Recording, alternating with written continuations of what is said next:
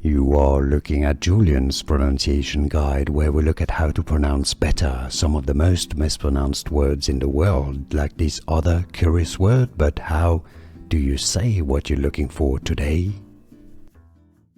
An interesting word, legal term, that originally comes from Latin, if you're looking at how to say more Latin expressions, including from the law. Make sure to stay tuned.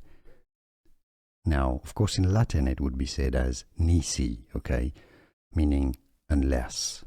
But in English it's not said decree nisi. I mean, that would then be totally incorrect to say it that way, because in Latin that's definitely how it's said, but the customary way of saying it in English is rather decree nisi. Yes, decree nisi is definitely how it's said most commonly in English, and most people would say that's the correct pronunciation, decree nisi. Now you know. Here are more videos on how to pronounce more confusing words and names too many mispronounced. Like this video if you found it useful. I appreciate your support. I'll see you soon, and thanks for watching.